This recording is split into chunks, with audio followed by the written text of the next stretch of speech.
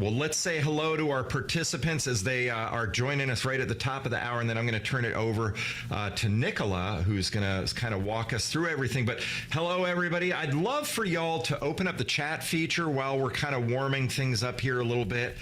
So go down to the bottom of your screen, open up the chat feature. My name, by the way, is Jamie Turner. I'll be doing today's session, which is Business Over Breakfast, brought to you by Emory Executive Education. Open up the chat feature, and if you don't mind, tell me where you are from. I would love to see where you're from. So open up that chat feature. I am actually born in London, and I'll type that in there. Born in London, and then live in Atlanta, basically. So let's see where everybody's from.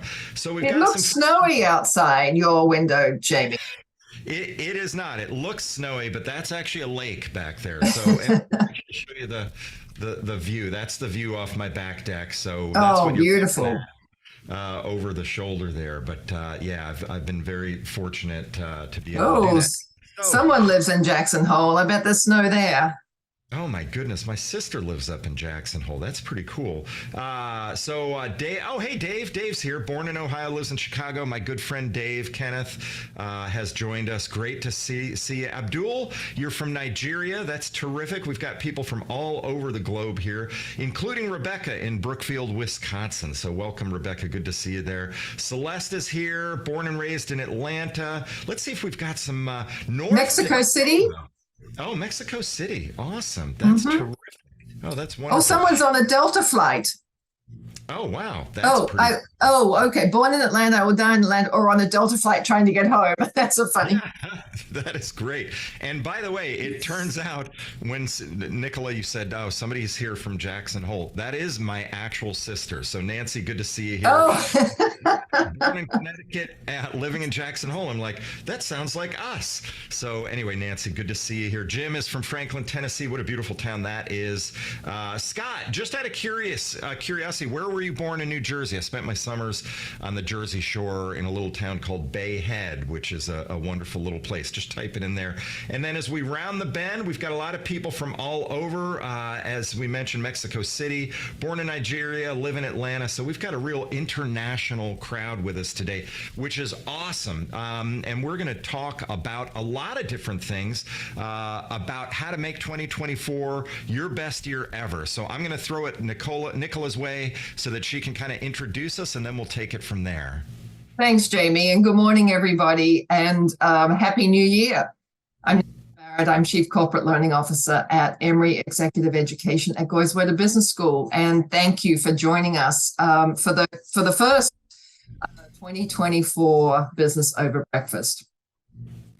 Today, we're going to talk about resolutions, and we all either think about making them or do make them. And, a resolution is really a firm decision to not to do something. But for many of us, we set them in January and then forget them by maybe the end of January or maybe even March. So how do we get clear about, first of all, what we want to achieve in 2024? And then how do we make sure that we actually achieve it? So today we wanted to kick off the year with a conversation on science-based tips for setting goals, connecting with co-workers, leading fellow team members, and performing at your peak. And Jamie Turner is here with us today. He's an adjunct professor at Goizueta Business School. He teaches in the MBA, the undergraduate, executive, and professional development programs. He's an internationally recognized author, consultant, and TV news contributor who has helped many global brands tackle leaders tackle many complex business problems. Featured in the business media as a regular guest on CNN, where he delivers segments on marketing, customer experience, and leadership. Jamie's the co-author of several business books, and he's working on a new book. Have you finished this book? I think I felt like I've been saying you've been working on this book for a while.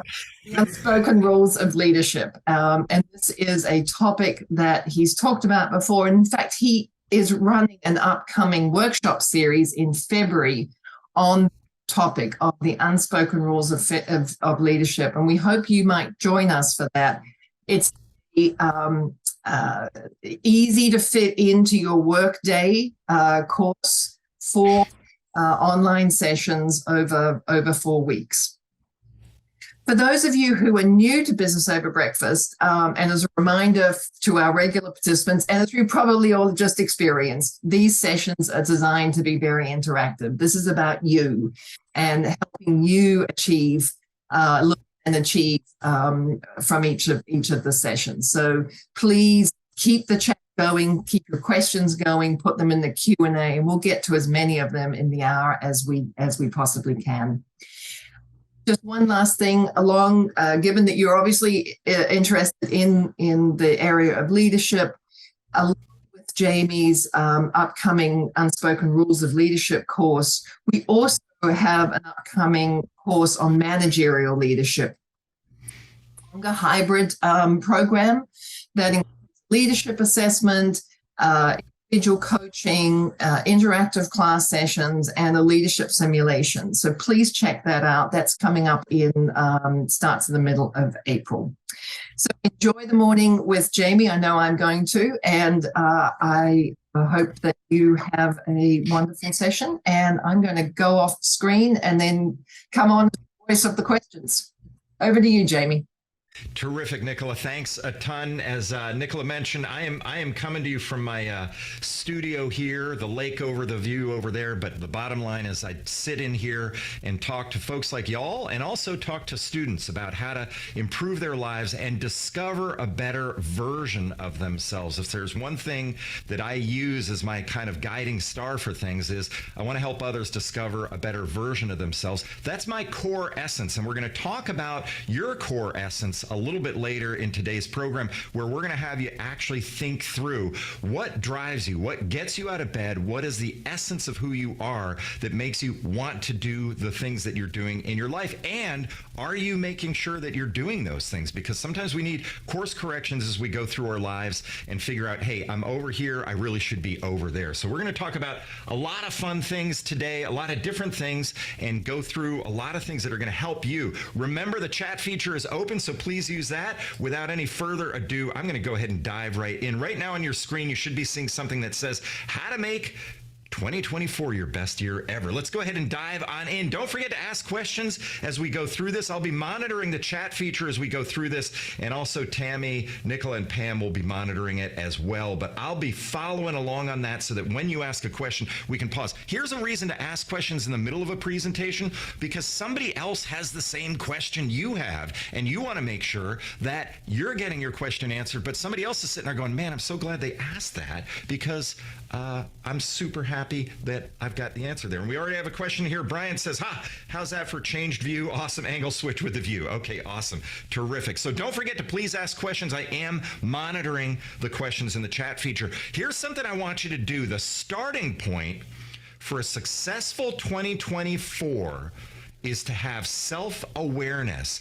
When we are aware of who we are and what we're about and what drives us and motivates us, we're better able to accomplish and achieve the goals that we set out for ourselves. All of us have goals, to-do lists, all that sort of stuff, but when we understand what motivates us and who we are, we're able to accomplish them. So here's what I want you to do, and some of you may have seen this in some of the other ones that I've done for Emory Executive Education. What I want you to do is take your dominant hand. Now, what I'm about to have you do is based on science. A doctor named Dr. Richard Weissman did a study in the United Kingdom that found out when you draw the letter Q on your forehead, it can tell you a little bit about yourself. That's the self-awareness that we're going to talk about here. So I want you to take your dominant hand, and I want you to draw the letter Q on your forehead. Just go ahead and do that now, but I want you to really do it. So go ahead and draw the letter Q.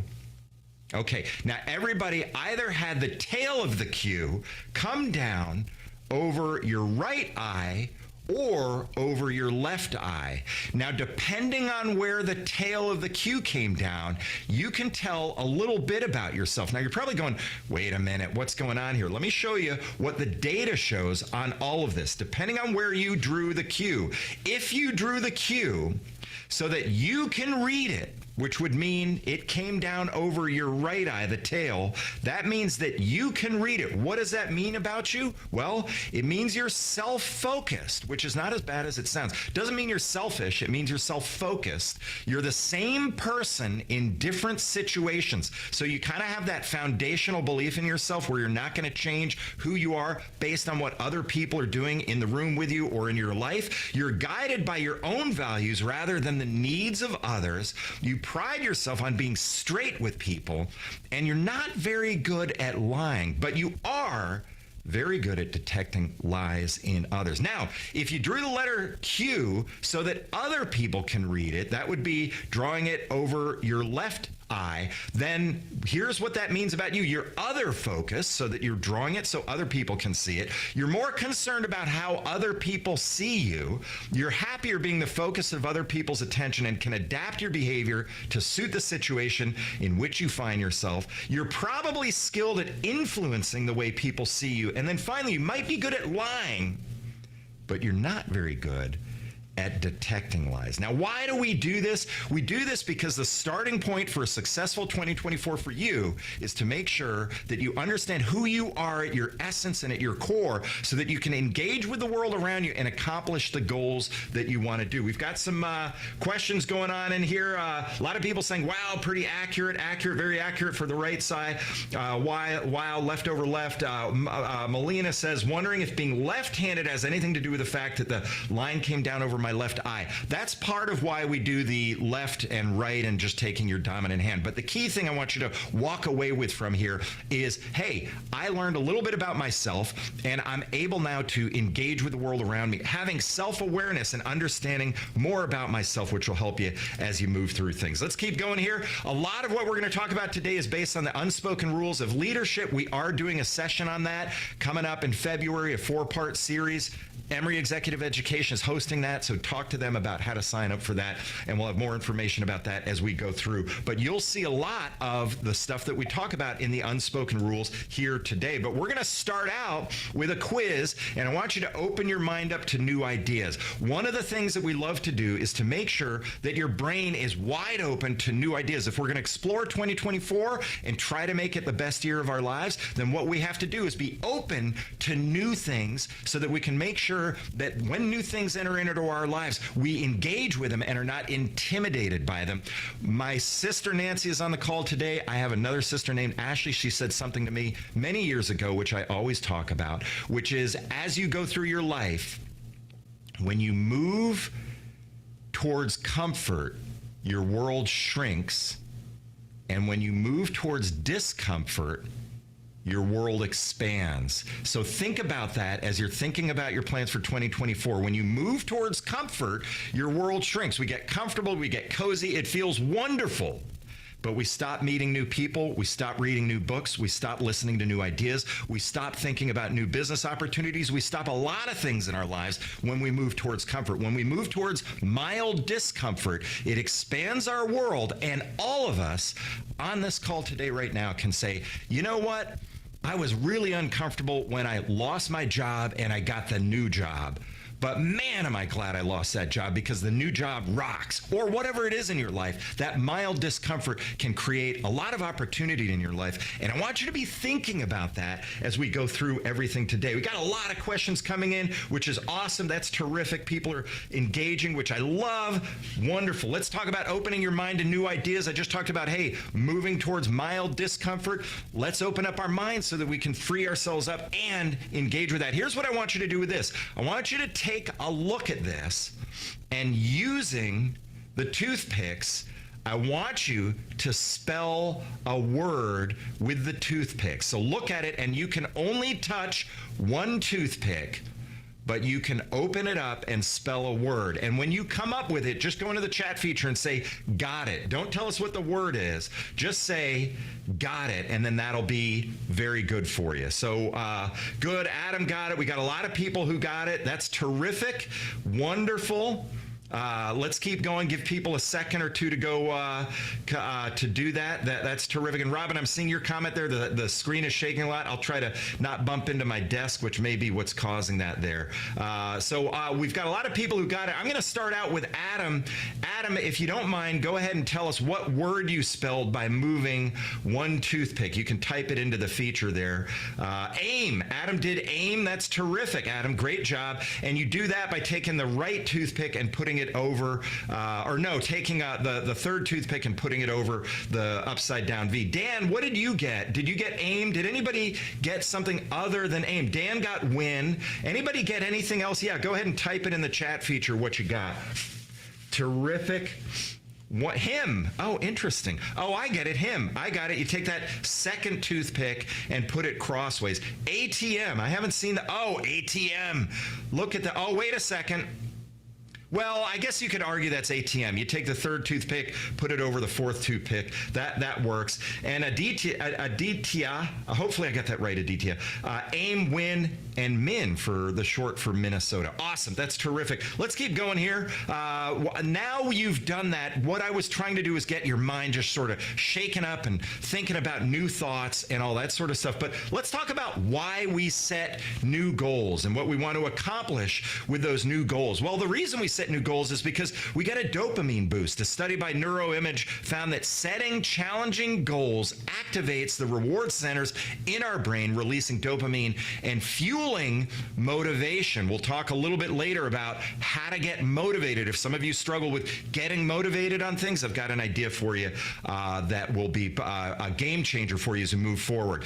Writing also helps. A study by Gail Matthews showed that simply writing down your goals increased the chances of achieving them by 33% compared to those who kept the goals in their heads. Also, get outside your comfort zone. Setting challenging goals helps you reach your fullest potential. Achieving those goals increases self-esteem and provides a sense of purpose. One of the things that I talk about when I do the unspoken rules of leadership is what creates confidence. A lot of times people go, if I just tell myself I'm wonderful, I'll be confident. That's actually not true. That doesn't mean you shouldn't tell yourself you're wonderful, because you are, but it's because what you have to do is confidence is the product of action. I'll say it again. Confidence is the product of action. What does that mean? Confidence is the product of action. What it means is that when you accomplish something, and even when you don't accomplish something, when you've pushed yourself, tried something new, explored new things, and done those actions, that builds confidence in you. When you're successful at them, that's awesome. But even when you aren't successful, you go, you know what? I started a business. It went out of business, but I was going pretty good for a couple of years.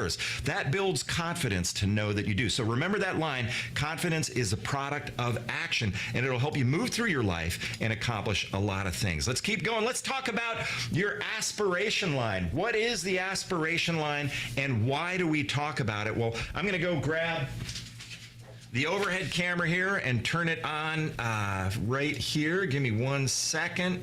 You should be seeing the overhead camera here. Some of you may have seen me talk about this previously, but the aspiration line, I'm going to zoom this in a tiny bit. This is the overhead cam, the Jamie cam, the Lake Arrowhead cam, whatever it is. Your aspiration line is this. Here we are as a human being. We're sitting around, we live our lives, and we're happy, everything's going along. This is the world we live in right here. We kind of live in this world here. But guess what?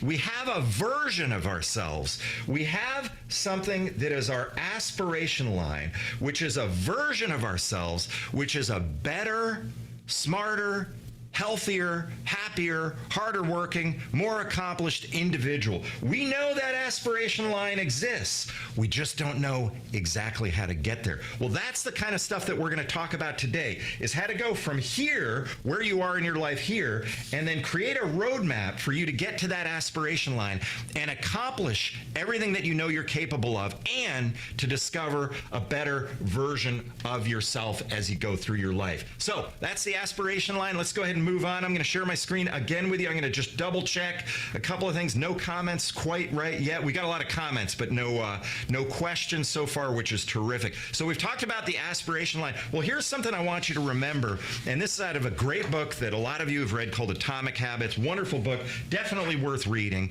It's how to make your aspirations a reality. If you have an idea of who you want to be, let's say that you want to become somebody who doesn't smoke. You're starting 2024. Hopefully we have 0 people who are smokers still. But if you are and you're going 2024 is the year I'm going to quit smoking, here's how to do it.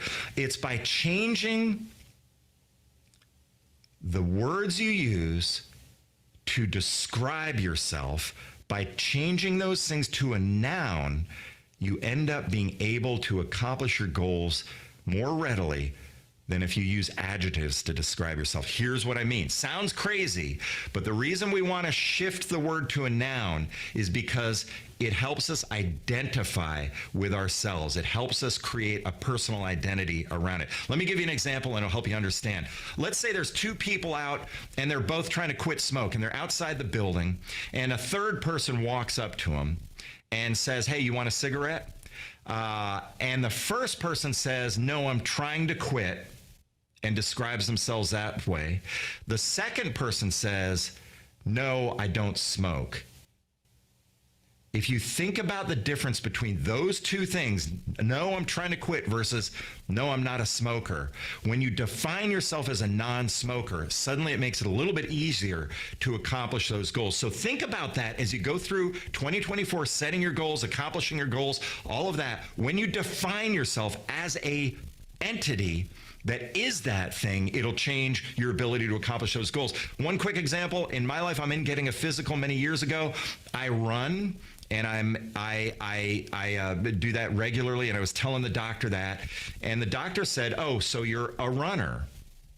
And I thought, I guess I am a runner. It's not that I run, it's not that I jog, it's that I'm a runner. And that shift to "I am a runner" changed my perception, my self-perception about myself, about who I am, that I'm healthy, that I eat right, that I'm a runner, that I go long distances. Do that for yourself and shift it over to something that you can do so that it is a noun that you're describing yourself with, and you'll be off to the races. So let's keep going. Here's some essential techniques to make 2024 your best year ever. Let's go ahead and dive into some of these. First of all, and if you can, before we do this next exercise, what I'd like you to do is grab a sheet of paper or a yellow sticky, or even open up your phone if you got a notes app in there, because we're going to break your goals into 5 different categories. And very quickly, I want you to write an answer to each one of these goals.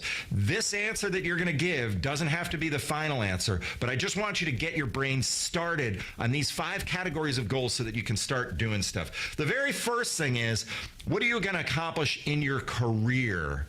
And I want you to think about that for a second and jot that down. I'm actually going to play music for 15 seconds while you do that. So let's go ahead and write that down. I'm serious about writing it down, either in your notepad or on a yellow sticky or on a sheet of paper. Here we go. 15 seconds of music.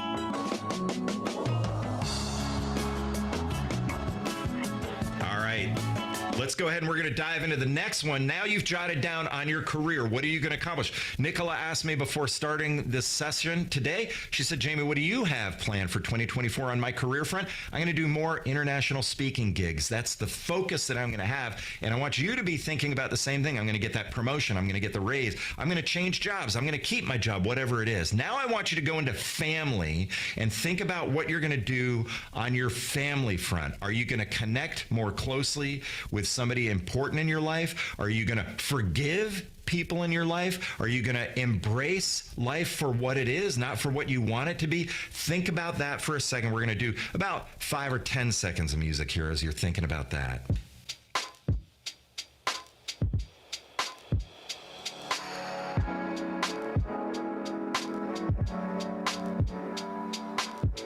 right, by now you've gone ahead and thought about what you want to do on the family front. Now let's talk about finances. Now, by having you write this stuff down, I'm actually getting you started on some key things in your life, and we're starting the process of defining our goals for 2024 so that we can accomplish them. So now think about finances for about 5 seconds, a little bit of music.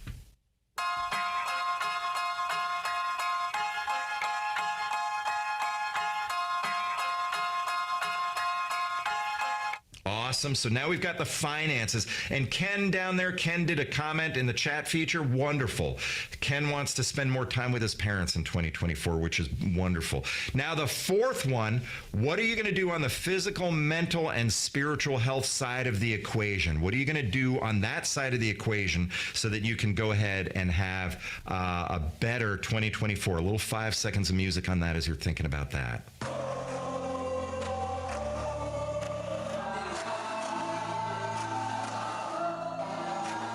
Awesome. Let's go ahead and dive in on the last one. And this is about your core essence. Who are you at your core? So we're going to talk about fulfilling your core essence. Here's what I mean by this. And by the way, do grab your phones because I'm going to have you scan a QR code so that you can download this exercise and do it later on. It's what is your core essence? What drives you? What gets you out of bed? I know you get out of bed because you're like, I got to get to work. But what is the reason behind why you're getting out of bed and why you do what you are doing? Your core essence is at the center of everything you do, and that ultimately goes in these outlying circles to manifestation, execution, and outcome. Now, this may seem a little confusing at first, but I'm going to walk you through it. When you do the core essence exercise, and you'll scan the QR code and then download the PDF to be able to do it, you'll basically see these 4 categories of things. You're going to start with selecting one of them in the first column. The first column are a bunch of words that might help you define who you are and what you're all about. Are you about helping others? That first one. Are you about connecting with nature? That second one. Are you about mindfulness or spirituality? For me personally, it's helping others. So when I did this exercise and when you do it, you'll circle that first thing. Then you'll go to the second column and figure out what it is and how that manifests itself in your life. If your core essence is X, then Y is the manifestation of that core exercise. For me, it's teaching.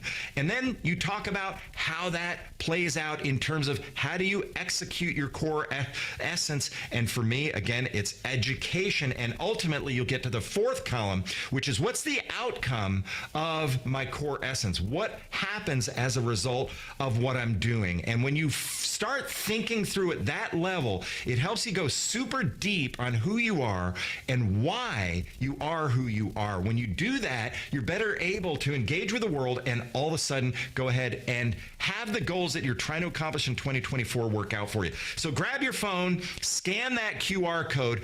It'll take you to a page on the Unspoken Rules of Leadership website. You'll be able to download it. You'll have to click on the image on that page, but go ahead and scan that real quickly and then we'll move on and keep going from there. And Brian asks, is it possible to have more than one? Yeah, absolutely. In terms of your core essence, we are complex human beings, and human beings have nuance to them. And so we're not one thing or another. We're really multiple things. And actually, Brian, later on, we're going to talk about how mind mapping and how to understand how people think about things. And you'll see that while we talk about mind mapping, you dropping into one of 4 quadrants, you'll see that, hey, as a nuanced person, I'm actually quadrant A plus a little bit of quadrant B, but you'll see what I mean about that later on.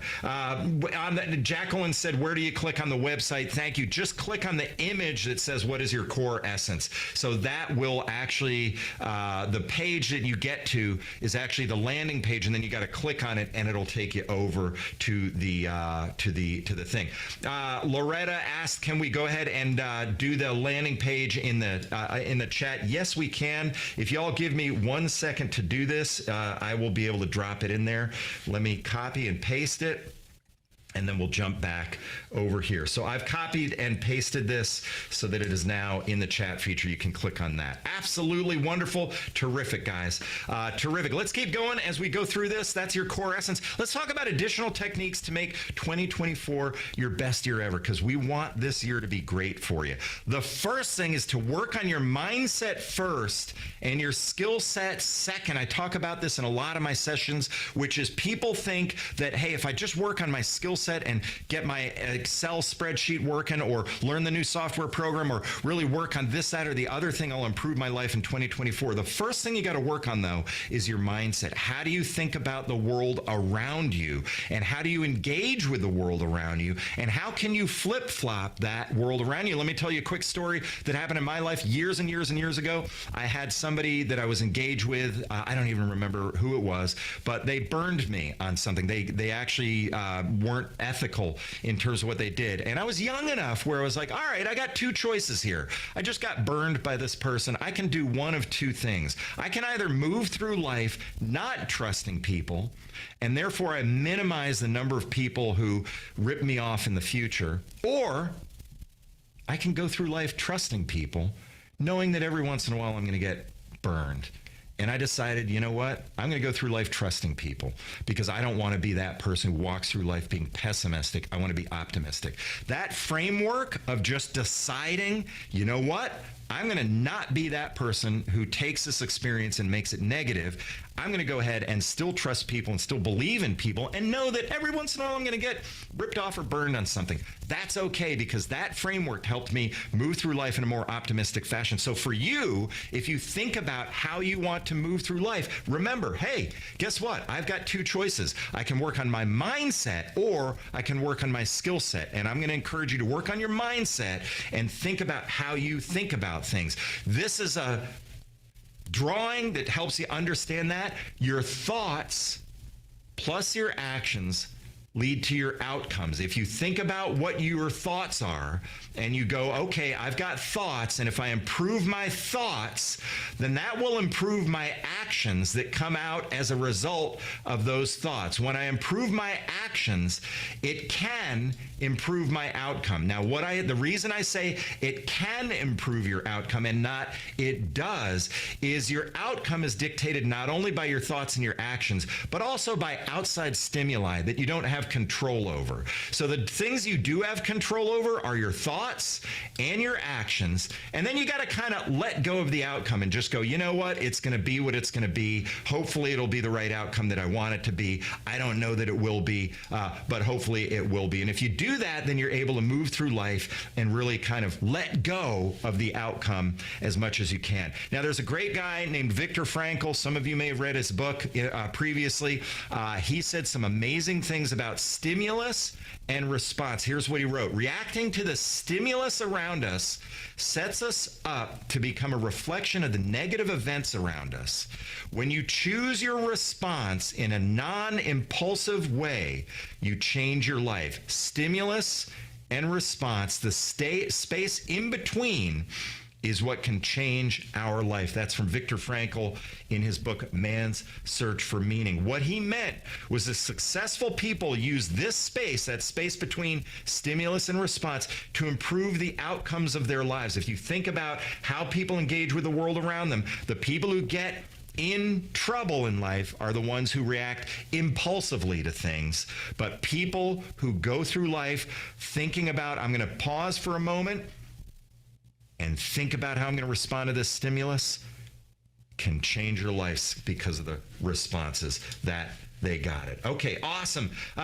So terrific. Darlisa has a lot of things down there about the exercise that we did about what you're going to be doing for each one of those things, but I love the fact that you got specific on that, Darlisa. Hopefully others will take your example that's in the chat feature there. Terrific job on all of that. Let's keep going and talk about System 1 versus System 2 thinking. This will help you a little bit as you go through thinking about stimulus and response. System 1 thinking is the oldest part of our brain. It's at the the base of our skull, sometimes called the reptilian brain. Scientists call it the amygdala. It's basically the part of our brain that deals with things in an impulsive fashion. Fight, flight, food, all of that sort of stuff is basically happening at the root part of our brain. That's the impulses that we're trying to control. The part of our brain that we control that with is the prefrontal cortex. It's one of the more recent parts of our brain that developed, and it's what helps us think ahead and plan ahead. And when we think ahead and plan ahead, then we're able to sit down and say, you know what? I want to do X, but I know if I do X, then that's going to be a challenge for me, so I'm going to do Y instead. So that prefrontal cortex is an important part of your brain to help you as you manage yourself and as you move through your life. Gerardo says, it's hard to stop yourself sometimes. Any tips on how to stop yourself prior to reacting to the stimulus? Yeah, Gerardo, it is hard. Later on, we're going to talk about meditation. I use meditation as a way to calm my soul, spirit, mind, body down, and that helps me manage it. If you are not going to do meditation, and that's fine if you don't, I can encourage you to do one thing, and that is to close your eyes. And actually, I want you to do two things. One is close your eyes, and you can do this right now. Close your eyes, and I want you to focus attention on the middle part of your forehead, the space right between your eyes, right behind your skull, right in there. And just do that for a second.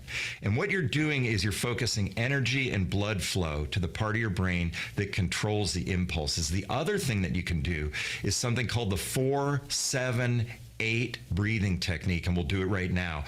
It's breathe in for 4 seconds, for 4 beats. It doesn't have to be a second. Hold for 7, and release through your mouth for 8. So breathe in through your nose for 4, hold for 7, and breathe out from your mouth for 8. And that stimulates the vagus nerve, which is the nerve that goes from the base of your skull down to your tailbone. And studies have shown that when you stimulate your vagus nerve, it creates a sense of calm, cool, and peacefulness. So I want you to do that right now real quickly. Just one time. Breathe in for 4, hold for 7, breathe out for 8.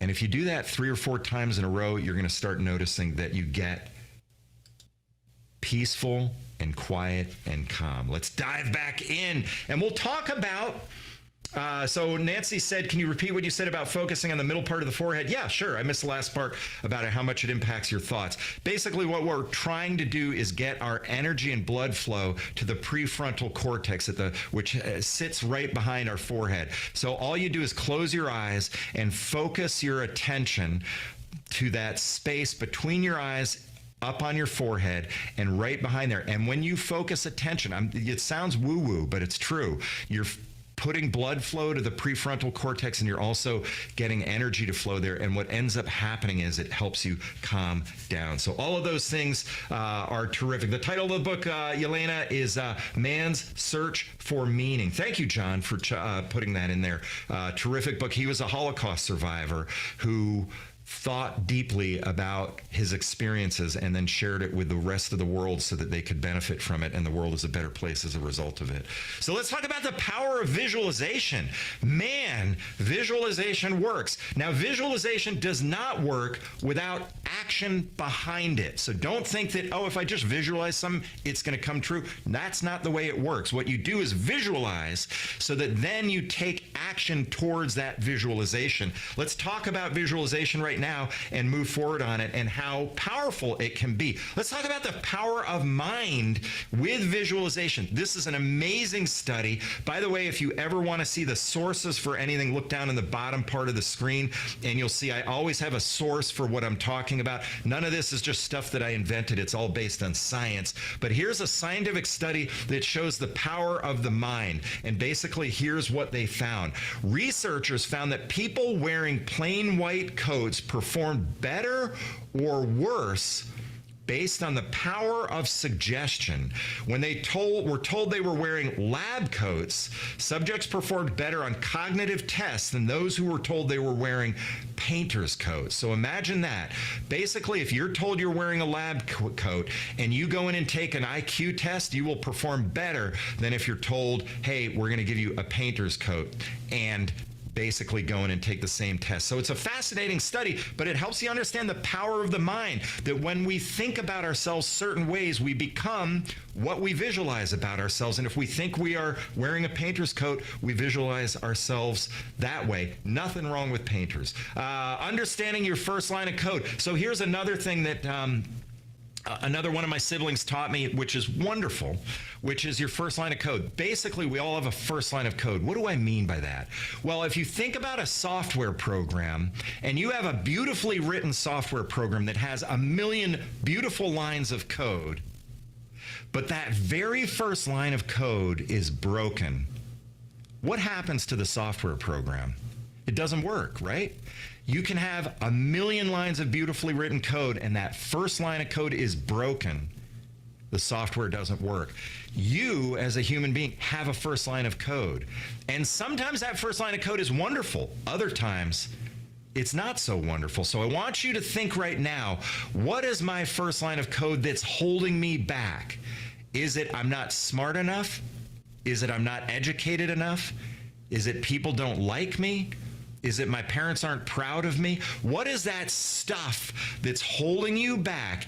When you can identify that first line of code, let's pretend for a minute it is, I never got approval from my parents. You know, let's pretend it's that. When you understand what your first line of code is, you can put it in a box. And again, this is science-based. When you can put it in a box, an imaginary box, you can then put the box over here. It doesn't mean it goes away. It just means you go, oh, that's that first line of code that's preventing me from accomplishing everything I know I can accomplish. When you kind of categorize something and kind of own it and understand it, you put it in a box, you can put the box on the side. It doesn't mean it goes away completely. It's always there, but it means that you can start managing it a little bit better. So I'm going to ask you, as you come through today's session, think about your first line of code. What is it? What are you doing to change that first line of code? And how can you do it? Let's talk about that first line of code and how to change your first line of code. There's something called EFT tapping, true thing. Basically what they did a study with people suffering from PTSD, and they said what we want you to do when you feel those symptoms is tap vigorously on your collarbone and shift your thinking. This happened for me, and I used it as a way to shift my repetitive thought on a stimuli that used to happen to me, and I would have negative thoughts about it, and I started tapping my collarbone and shifting the thought by saying a nonsense word. It was blueberries, blueberries, blueberries. Tapping here, boom, it changed the neural pathways in my brain so that when I got that stimuli in the future, I was able to not really be affected by it the way I used to be. So it is, I think it's, Barbara asks, is that EMDR? It's actually, I think, different from EMDR. If I understand correctly, EMDR is you use your eyes. In fact, my sister Nancy, I think, was doing EMDR recently, but that's actually something with your eyes, but it's related and similar because what you're trying to do is rewire the neural pathways that you've got going on, and you can use EMDR or the tapping technique in order to shift those neural pathways. Let's keep going here. I love the fact that you guys are engaged and asking questions and talking and all that sort of stuff and helping one another with things like, hey, isn't that EMDR? That's a great question. Let's keep going here and talk about, understand that motivation doesn't lead to action. Instead, action leads to motivation. A lot of us say, I'm going to go start running when I feel motivated to do it. I'm going to go start writing that novel when I feel motivated to do it. I'm going to lose weight when I feel motivated to do it. That's not the way it works. The way it works is you start something and the motivation follows. Understanding that that's a different and counterintuitive way to work with the world around us than we thought is a game changer for you, because you go in and you say, you know what? I'm not waiting for motivation. I'm taking action on stuff. And when I take action on stuff, that's when I will feel motivated. We talked earlier about using breathing exercises to reduce stress and generate calm. That 4-7-8 breathing technique can be used anytime you're about to go in for a job interview, anytime you're going to go in and talk about your raise that you want, anytime you're having a stressful, mildly stressful situation going on, you will be able to use that technique. So be sure to do it. All right, we got a quiz going on here. You thought that you could come to Emory and not have a quiz? We have a quiz right now. Grab your chat feature and I want you to fill in the blank on each one of these questions. Successful people work on their mindset first and their blank second. Go ahead and type it in the chat feature. Wonderful. Wonderful. Terrific. Good. Everybody's got that one. Let's go to the second question. You'll have more success achieving your goals if you manage the space between stimulus and response. Good. Excellent. You guys are doing great so far.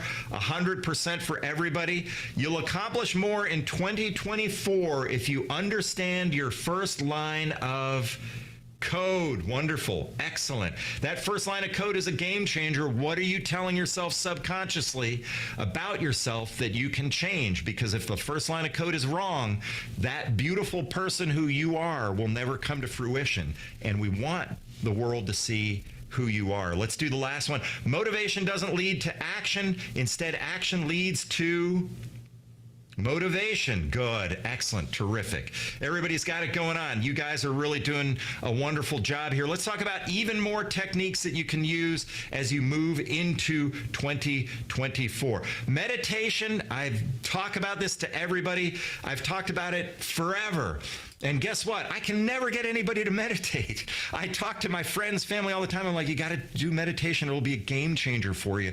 Meditation, and it's scientifically proven, reduces stress, improves health, helps you focus. I started doing it all my life, actually starting when I was age 13, believe it or not. But when I was in my mid-30s, true story, I went to a doctor. I said, I have ADHD.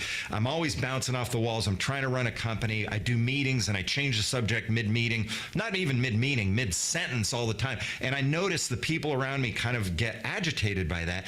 I need Ritalin or any medicine to control my ADHD. And the doctor said, you know what? I can give you a prescription. That's fine if you want it. But have you ever tried meditation? And I said, well, yeah, I kind of do meditation occasionally just to relax. He said, I want you to do it twice a day. He said 25 minutes each time. I do about 20 minutes each time.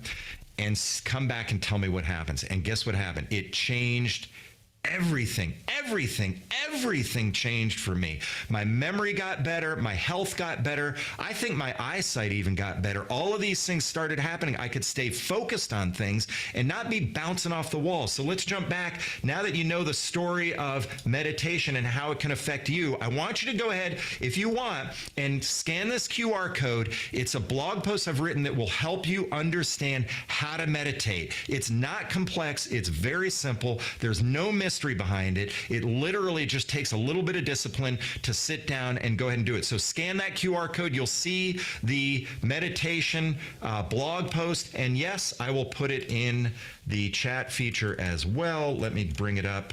And I'll put it in the chat feature in case you don't want to scan it. Let me jump over here, and I'm dropping in the blog post for that. In case you want to learn how to meditate, it is a game changer. If you suffer from the inability to focus, if you suffer from health issues, whatever it is, you can use meditation in order to do that. Let's keep going here. Here's a really big insight, and I want you to ponder this one for a second.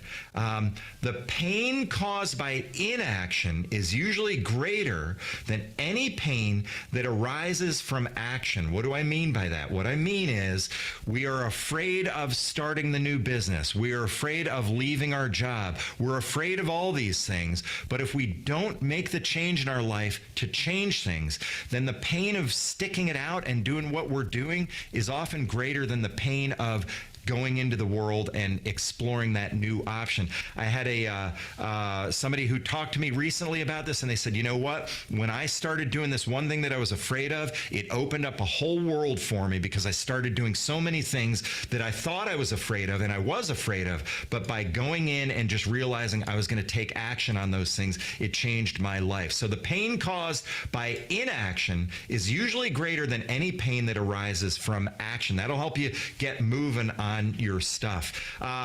Don't create your future from your past. Instead, create your present from the future. What does that mean? A lot of us, that first line, don't create your future from your past. A lot of us go, you know what? I didn't get the education I wanted. You know what? I grew up in a household with parents who were struggling, and that reflects on me. That is creating your future from your past. It's saying, I'm beholden to my past. We're going to shift that mindset in you today and shift it over for you to create your present from your future. What does that mean? That means you visualize the future that you want for yourself, breaking it down into those 5 categories and saying, I want a future that has these things going on in it. What do I need to be doing today to create that future tomorrow? So this is an important and a big idea I want you to leave with today is don't create your future from the past. Instead, create your present from the future. Visualize the future you want, move backwards from there and say, that's the future I want. What am I doing today, my present, to create that future so that I have that outcome that I want to have as things go through all of that. Let's keep going here and talk about using I am statements to create your future. I did this 20 years ago, true story. I just had a client, a former client, circle back around with me. She said, Jamie, 20 years ago, you told me about doing I am statements where you wrote down 15 times every day what you wanted to become. And you wrote down, I am an author, I am a speaker, I am someone who speaks and teaches around the globe. And she said, you started doing that 20 years ago. I remember when you did it, you were an employee at a company. And I'll be damned, Jamie, I've been following your career ever since, and it happened to you. The reason it happens is because when we write down I am and then fill in the blank, our brain is like a computer. It doesn't know the difference between truth and fiction. And if you just tell it, I am X, whatever it is you want to become, things start falling into place in your life. Now, here's my scientific evaluation of this. If I say I am an author, and I'm not yet, but that's my vision, and I go to a cocktail party, and I wrote down 15 times that morning, I am an author, and I walk into that cocktail party, and there's a person over in the corner who I know, old friend, and there's a person over in the other corner who somebody said, oh, they actually work for McGraw-Hill. Because I've written down I am an author, I'm going to go over to the person who works for McGraw-Hill instead of saying hello to my old friend. The reason it works is because when we start telling ourselves we are something, we start attracting into our lives those little coincidences that start happening and adding up to the outcome that we're looking for. So I am statements are very powerful tools. If you use them properly, make sure you use them. Let's talk about some I am statements that we got going on here. When you write down your I am statement, just write it down 15 times a day. I think there might be something to handwriting it as opposed to typing it, but I don't know. But do write that down and try that coming out of this session. What do you want to become in 2024? I am an entrepreneur. I am a poet. I am a musician. I am a wonderful husband or father or mother or daughter, whatever it is. Write down that I am statement and see where it takes you. The great philosopher Arnold Schwarzenegger says one thing. He's actually an interesting guy and somebody who you might want to kind of explore and find out about him because he's accomplished an awful lot in his life. One of the things he writes about in his autobiography is everything you do should be a means to an end. And what he means by that is when he was becoming a weightlifter, his goal was to become Mr. Universe. Why? because he wanted to get into movies like Johnny Weissmuller did, who was also a weightlifter. So he said everything I was doing was geared towards an outcome. It wasn't just doing it to do it. Now, that doesn't mean there aren't times where we want to just do something to do something, but it means if you want to accomplish things in your life, start putting together a plan of attack where everything you do should be a means to an end. Now, also, don't forget to narrow your focus and don't get distracted by sideways energy. Sideways energy is any of that energy we're putting into something that is taking our eye off the ball. I'm totally guilty of the sideways energy problem. I always try to move back towards what am I doing in order to make sure that I'm not getting distracted by things, but sideways energy is a killer for accomplishing your goals in 2024. A killer in a bad way, by the way. Achieve your goals by understanding how those around you think. In the chat feature, I want you to think through how you analyze the world around you, how your brain engages. Are you analytical? Do you collect data, analyze facts, embrace logic? Do you like numbers? Or are you kind of a sequential person? Is your brain organized, structured, detail-oriented, process-oriented? You might be the kind of person who's interpersonal, which is emotional, supportive, feeling, expressive, inclusive. Or finally, you might be the kind of person whose brain is very imaginative, holistic, intuitive, innovative, conceptual, and big picture thinking. I'm in the imaginative quadrant. That's what I'm dominated by. What I'd like you to do in the chat feature is write down what is your primary dominating feature in your brain. Are you analytical, sequential, interpersonal, or imaginative? Awesome. We got a lot of people doing it. A lot of imaginative. Interesting. That's more than I would have figured there. Some good interpersonal, analytical, good. When you understand yourself, you remember we started off this session by saying draw the letter Q on your forehead. It was all designed to help you understand yourself better so that you can understand how to engage with the world around you as you go through things. When you talk to somebody else, and you analyze who they are, what I want you to do is use the language of who they are. If your boss is somebody who's analytical and you're going to have a meeting with them, I want you to go into that meeting talking about logic, analysis, facts, quantitative things. If you have a boss who's very sequential, somebody who likes things to be organized, then what you want to do when you meet with them is be organized, have a step-by-step plan, get into the details. Interpersonal people, when you're dealing with somebody who's interpersonal, it could be somebody in your personal life or somebody in your work life, talk about feelings, talk about teamwork, talk about culture. Understand how they view the world so that you can engage with them even better. Now, finally, as we round the bend here, and we're almost wrapped up, we want to talk about turning goals into dreams. I am going to leave a few minutes at the end of this for Nicola to open things up for questions, the Q&A session, if anybody wants to ask specific questions. When you have your goals, I want you to turn it into a dream. What do I mean by that? A dream has an emotional component to it. A goal is just an item. I want to get a raise. A dream is I want to get a raise so that I can take my family on that vacation to Cancun that I've always wanted to take them on. That puts an emotional component to it, and it'll help you accomplish your goals even better. You're going to think I'm a little over the top on this, but I have a 10-year plan sitting up on my wall. This is the actual 10-year plan, and I start on the right-hand side with my dream and work backwards from there with my visualization of the dream, and then I keep working backwards until I get to today on the far left side. So when you create your 10-year plan, and this is a big sheet of paper, big, huge poster-sized sheet of paper, you start on the right-hand side with the dream and then move backward from there and go from there. Gerardo, thank you very much. Wow, every slide blows my mind. You can make a whole training on just one slide. Thank you very much. I'm really flattered by that. And Eric, I'm glad it's all working for you on all of that. Brian, with the 10-year plan, wonderful. And then the backward planning concept, remember, start on the right-hand side with the dream and work backwards from there. Let's keep going. Embrace your inner quirkiness.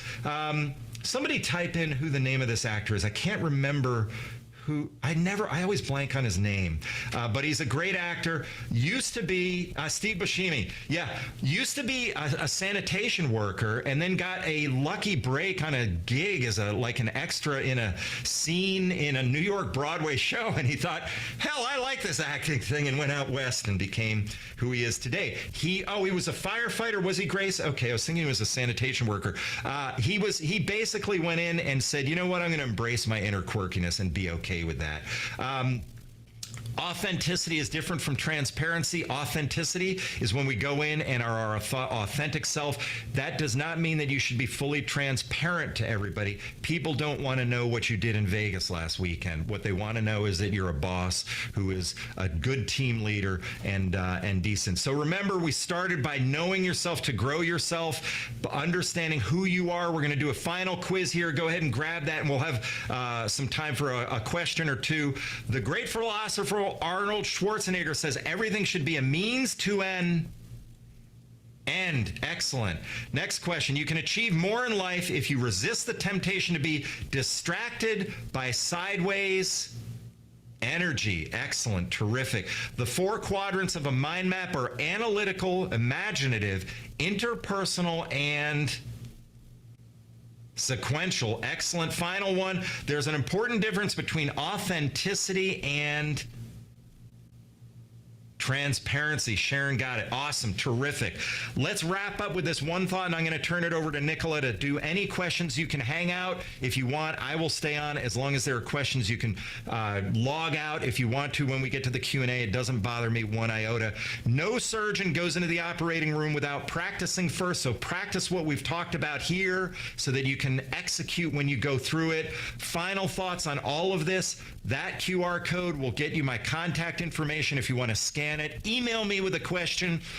Link through, call me. It's got my phone number on it. You can do whatever you want. Text me. It doesn't really matter. I'm open to engaging with you and talking about things and hearing from you on all of that. I'm going to turn it over to Nicola. Thank you guys very much. Nicola has a couple of questions maybe that we've got coming in. I've had such a blast doing this, and I'll keep answering the questions. And as I said, if you want to tune out after the questions start, that's okay, but I'm going to stick around until we get all of them answered. Nicola, over to you. Thanks so much, Jamie. I'm going to just bounce over to Tammy because she can tell us what's coming up next, and then we'll go back to the questions. Wonderful. Thanks, Jamie. A very informative, very affirming session. A lot of skills and tools that we can use going forward in 2024. And speaking of 2024, looking ahead for BOB, January the 18th, maximizing your potential, connecting human energy and business drivers. And then on February the 1st, the state of the sales function. So that we hope that you can join us for one or both of these upcoming BOB sessions and featured short courses. So if you really got a lot of information from Jamie and would love to learn more about his unspoken rules of leadership, please join us. This is a 4-part webinar series that's taking place in February on the 2nd, 9th, 16th, and 23rd. It's online. It takes place during lunchtime from 12 to 1 o'clock. And as a special offer, we're providing 10% discount to all attendees who were present today. So I'll send out an email to everyone so that you can get that discount code and sign up for Jamie's Unspoken Rules of Leadership. We also would love for you to attend our managerial leadership program that's taking place on April 15th through the 17th. It's a 2-part series, and it ends on May the 22nd and 23rd. And then we have our executive communication of leadership. You can feel free to reach out to myself. This is my email address located at the bottom, or go to our website for more information. Nicola? Thanks, Tammy. And for those people that hung on for the questions, let me just go to them. I think the response has been, this is an amazing session. I've been writing lots of notes. And I particularly liked the sideways energy comment. Jamie, I remember being told something similar, which was around don't chase the rabbit. Look for the road, look at the road ahead. The rabbit's going to come in sideways and you're going to look at the rabbit. Don't chase the rabbit. So that's a nice visual for me. Me too. And I'm a visual person. And so that metaphor helps you understand, like, I'm going to say that to myself, don't chase the rabbit, don't chase the rabbit. Squirrel. Yeah. We all do that. And so that's a great way to kind of remember it, but that's terrific. And it looks like we've got, so the recording will be sent out. Go ahead. Sorry. Yeah. So the recording will be sent out. We've got I think Pam's put the links again into the chat. The chat was going crazy, so people were missing those links. Anyway, there's a few questions that are still here. Carl, does using a mirror impact the way in which you draw the cue? I guess it must. I've never had that question before. I think it would too. I think that would kind of flip-flop things and all that sort of stuff. So ideally you're doing it without a mirror. You're just drawing the cue and doing it that way. But that is science-based. Dr. Weissman out of the United Kingdom has done a little study on that and said, hey, this can tell us a little bit about it. I use it as a way to help us all understand that self-awareness is the starting point for success in your life, whether it's your personal life or your professional life. Understanding who you are at your core is what it's all about. So hopefully that exercise will help you do that. Yeah.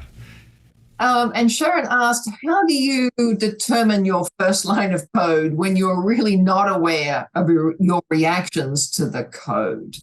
Yeah. Have you got ways to help us understand that first line of code might be?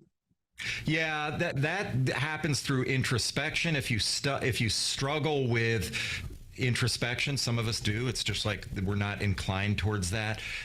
Sit down with a friend and a dear friend and say, let's talk about who I am at my core and what you see in me. I have a good friend in Austin who he sees me for who I really am, not the facade, not the professional person. And he's like, he'll zero in on things. So sometimes getting a friend or a person or a therapist or counselor is also a good person to kind of work with. But getting to the heart of that matter can be a game changer for you, because we all have a first line of code. Some of them are very positive, some of them are very negative, and understanding them can help you kind of navigate through the complexities of life. That's great. Leon asks, there were 5 goals categories and he missed the 5th. The 5th was your core essence, and that exercise will help you understand your core essence. And I'll drop the URL in right now. I got to just go grab it. But it's basically, go ahead. There was career, family, finances, physical, mental, spiritual health, and then fulfilling your core essence. Yep. And so that 5th one was the core essence, and there's the link for that so that you can download that. That exercise will help you kind of get to who you are at your heart and soul. Thank you. Brian asks, how did you get so good at covering all the material within the time allotted? Practice. Yeah, that's a hard one. I've got 300 or 400 slides around the unspoken rules of leadership. So a lot of times I just have to do something like this and get down to the 60 slides, generally 1 slide per minute. And that seems to work, but that's a great question. Funny one. And I think it's probably, if you're interested, Brian and others on here,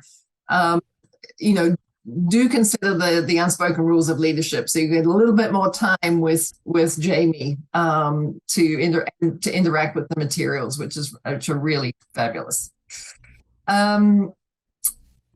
Somebody asks, how do you deal with the diligence of getting your goals done? Does breaking things down into steps work for you?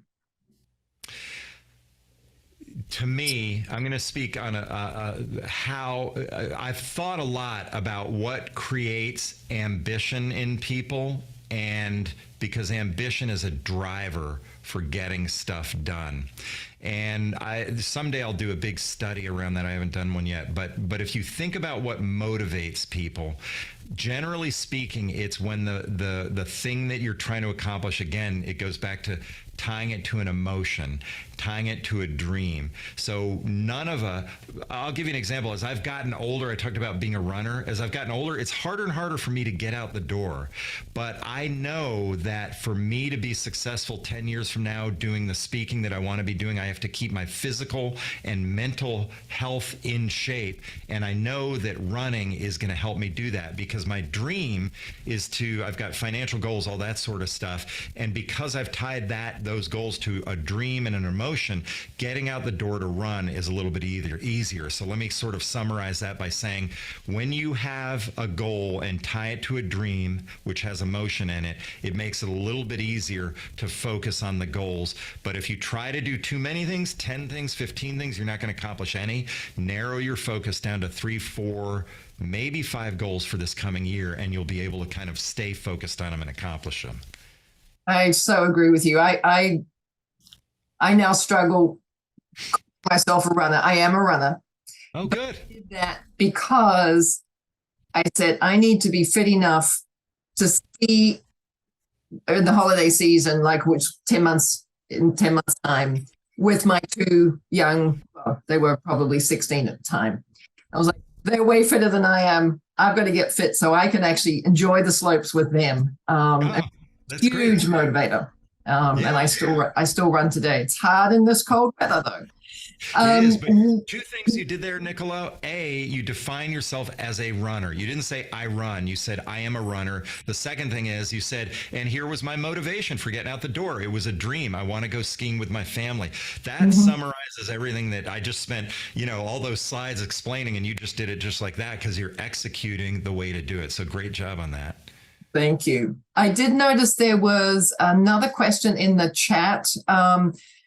How can these concepts be introduced to college students? So you teach in our undergraduate students. I'm assuming you must teach them some of this. How do you do that? How do you introduce these concepts? Yeah, it's basically getting into when you get inside the mind of the people you're speaking to, whether it's this webinar where I'm trying to understand where people are from and what motivates them and what their goals are. Also, when you're talking to younger people, you go into what drives them, what motivates them, what are their dreams. Only occasionally do I get somebody who says, I don't know. I don't really, I don't know. But 9 out of 10 times they say, you know what, if money were no object, I'd be, a rock and roll star or whatever. And that's not a reality for a lot of people. But when you start digging in and understanding who people are at their core essence, it'll help you speak to them and motivate them and engage them. Now, if you're a parent, parents, of course, struggle with children. And I'm not saying that this is the case of the person who asked the question, but a lot of times children don't want their parents motivating them or telling them what to do or trying to push them out the door. So what you have to do is kind of find other people who can do that are good people in their lives to do that. I do want to just acknowledge David Foster, who said he's 63, so I haven't thought about a 10-year plan, but today's session helped him think about what is he going to be doing 10 years from now, post-career, which is a great thing. And that's wonderful. So Nicola, back over to you. I just saw that comment from David and thought I'd recognize. Thank you. Well, look, I think we do need to close this out. It's almost 10:10. Thank you to you, Jamie. This has been a marvelous session. Thanks to Pam and Tammy, and thank you to everybody who's participated in this day. I've just been sort of screaming that through the chat, and it's crazy. I hope you all have a fabulous 2024. This has been a wonderful way to kick it off. Thank you so much. Bye, everybody. Bye.